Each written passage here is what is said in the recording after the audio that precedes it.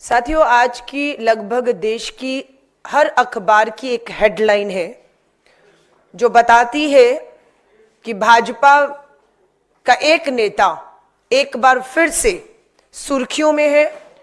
सुर्खियों का कारण है गंभीर आरोप लगे हैं इस बार हरियाणा भाजपा प्रदेश अध्यक्ष मोहन लाल बडोली पर। भाजपा के हरियाणा के अध्यक्ष हैं, आरोप लगे हैं सामूहिक बलात्कार के। ये पहला मामला नहीं है,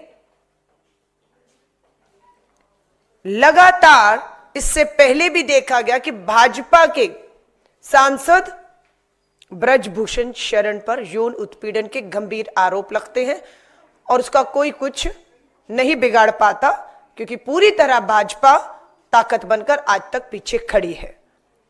कुलदीप सिंह सेंगर उत्तर प्रदेश से भाजपा के विधायक कुछ नहीं बिगाड़ पाए। अंत में कोर्ट में साबित होता कि नाबालिग बेटी के बलात्कार के दोषी और उसके बाद उम्र कैद। यही मामला कर्नाटक के प्रज्वल रेवन्ना मास रेपिस्ट। प्रधानमंत्री जी टिकट देते हैं, प्रचार प्रसार में जाते हैं और पता लगता है कि वो एक मास रेपिस्ट है। और ये सारी जानकारी प्रधानमंत्री जी और भाजपा के शीर्ष नेताओं को थी। और आज प्रज्वल रेवन्ना कर्नाटक में कांग्रेस की सरकार के तहत सलाखों के पीछे है। हिमाचल के ही विधायक हंसराज, हिमाचल में भाजपा के विधायक है हंसराज, अपने ही एक बूथ अध्यक्ष की बेटी ने इन पर अश्लील फोटो खींचना और यौन उत्पीड़न के गंभीर आरोप लगाए हैं।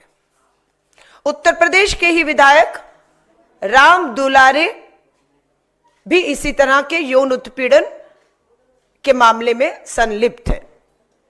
स्वामी चिन्मयानंद केस भी आपको याद है, यह भी यौन उत्पीड़न से जुड़ा हुआ है। जब बड़े नेता, विधायक, सांसद, मंत्री बेटियों के गिरेबान में हाथ डालेंगे तो भाजपा आईटी सेल के नेता भी पीछे नहीं रहे। बीएचयू में बेटी का गैंग रेप होता है, बीजेपी आईटी सेल के जो इनके नेता गिरफ्तार होते हैं, पर भाजपा की सरकार इन्हें बचा लेती है। और अभी ये जब बाहर आए तो इनके गले में हार और इन्हें लड्डू खिलाए गए। हरियाणा प्रदेश के भाजपा अध्यक्ष मोहन लाल बडोली की सरकार हरियाणा में है और ये कहते हैं कि सरकारी पक्की नौकरी दिलवाऊंगा, ये कहते हुए जबरन सामूहिक बलात्कार किया, जो आरोप है एफआईआर में। उसके वीडियो बनाए, तस्वीरें खींची और एफआईआर से पता लगता है कि लगातार बदनाम करने की कोशिश भी होती रही। इसलिए लेकिन हिम्मत जुटाई उस बेटी ने। हिमाचल में एफआईआर दर्ज हुई है। आज ही हिमाचल के मुख्यमंत्री कांग्रेस के मुझे मिले, मैंने उसके बारे में, इस मामले के बारे में उनसे भी जिक्र किया कि आज सारी अखबारों में यह है कि भाजपा के प्रदेश अध्यक्ष मोहन लाल बडोली सामूहिक बलात्कार के तहत शिकायत दर्ज है, एफआईआर है। भरोसा दिला रहे हैं कोई भी बेटी कांग्रेस की सरकारों के तहत अगर डर से बाहर आकर आगे आकर हिम्मत दिखाकर एफआईआर कराएगी तो हम बिल्कुल प्रज्वल रेवन्ना की तरह उन्हें सलाखों के पीछे करेंगे, सजाएं दिलाएंगे और बेटियों को हम न्याय दिलाते हैं। लेकिन एक गंभीर मामला बार बार उठ रहा है कि भाजपा के ही नेता एक के बाद एक के बाद एक के बाद एक हिम्मत कैसे जुटा पा रहे हैं। डर क्यों नहीं है, खौफ क्यों नहीं है?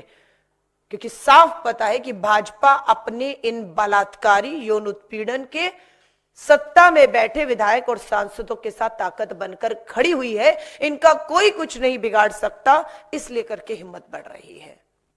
अगर भाजपा ने कार्रवाई कर दी होती तो भाजपा के दूसरे नेताओं की हिम्मत ना होती।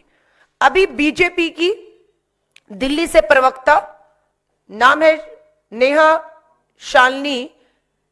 नेहा शालिनी का वीडियो आपने देखा या नहीं देखा, पर सोशल मीडिया में चल रहा है, जिसमें वो बिल्कुल बता रही है कि शक्ल और चेहरा सुंदरता देखकर पद, नौकरी या आगे बढ़ने का मौका भाजपा में दिया जाता है। अगर आप उनके कहने पर दबाव में समझौते नहीं करेंगी तो आपको प्रताड़ित किया जाएगा। ये मैंने दिल्ली भाजपा महिला कांग्रेस भाजपा प्रवक्ता का कहना है। ठीक यही निघट अब्बास भी भाजपा की प्रवक्ता हैं, उन्होंने भी ठीक ऐसे ही आरोप लगाए हैं कि भाजपा के अंदर संगठन में महिलाएं कतई सुरक्षित नहीं है, क्योंकि प्रधानमंत्री जी का नारा पूरी तरह से ढोंग और दिखावा खोखला है कि बेटी बचाओ। सच ये है कि जब से ये नारा दिया है और बेटी बचाओ, समझ आ रहा है कि बेटी बचाओ किनसे। अभी तो यही लग रहा है जब से भाजपा सत्ता में आई है, इन भाजपा के नेताओं से बेटियों को बचाना पड़ रहा है और वो मुश्किल हो रहा है। न्याय, चाहे वो हमारी ओलंपिक खिलाड़ी हो, पदक जीत के आई, आज तक उनको न्याय नहीं मिला है और आज रोजाना इस तरह से एक बेटी। बात ये होती है कि कानून अपना काम करेगा, चाहे वो कर्नाटक में हो रहा है हमारी कांग्रेस के सरकार के तहत, चाहे हिमाचल में। नैतिकता कहां है भाजपा की? मैं आज भाजपा के राष्ट्रीय अध्यक्ष जेपी नड्डा जी आपसे सवाल करती हूं। देश के प्रधानमंत्री नरेंद्र मोदी जी बेटी बचाओ का नारा देने वाले, और अमित शाह जी, कानून आपके हाथ में है। आप दबाव बनाते हैं, इसलिए कार्रवाइयां नहीं होती हैं अपराधियों पर और न्याय नहीं मिलता बेटियों पर। कानून अपना काम करेगा, लेकिन नैतिकता यह कहती है कि बिना समय गवाए हरियाणा प्रदेश भाजपा अध्यक्ष मोहन लाल बडोली को आपको पद से हटा देना चाहिए था, इस्तीफा ले लेना चाहिए था।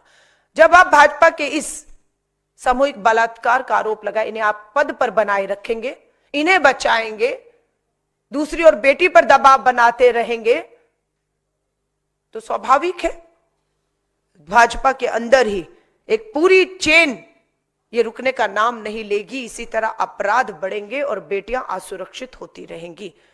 रमेश बिधूड़ी जी की भाषा ही बताती है कि बीजेपी के नेताओं में महिलाओं को लेकर कितना मान और सम्मान है। विकास के मुद्दे पर चुनाव लड़ रहे हैं, विकास के मुद्दों पर अगर रमेश बिधूड़ी आप सड़कों की खुदी, सड़कें, गंदगी की बात करते तो हम बिल्कुल विकास के मुद्दे पर चर्चा चाहते हैं, पर आपकी नजर सड़कों से ज्यादा मां बहन बेटी के गालों पर है। आपका यह जवाब बिल्कुल निम्न स्तर का, महिलाओं को अपमानित करने का रहा। नाम ठीक है आपने प्रियंका गांधी जी का लिया, पर प्रियंका गांधी किसी की मां है, बहन है और बेटी है। शर्मनाक बयान की कालका जी की सड़कें प्रियंका गांधी के गालों जैसे बनेंगी। कालका जी की तमाम महिलाओं में गुस्सा देखा गया, पुतले जलाए गए, सड़कों पर कालका जी की महिलाएं निकली और ये जीत है कालका जी की लोगों की कि रमेश बिधूड़ी को माफी मांगनी पड़ी। लेकिन खाली माफी से काम नहीं बन रहा है, सोच है। उसके बावजूद भी बाद भी उन्होंने लगातार इस तरह की टिप्पणियां की और भाजपा इस पे मौन है, कुछ नहीं कह रही, उल्टा बढ़ावा दे रही है इस तरह की भाषा को। दिल्ली और देश में आज महिलाएं सुरक्षित नहीं है, उनके मान और सम्मान को इस तरह की भाषा, इस तरह की बात करके बार बार अपमानित किया जा रहा है।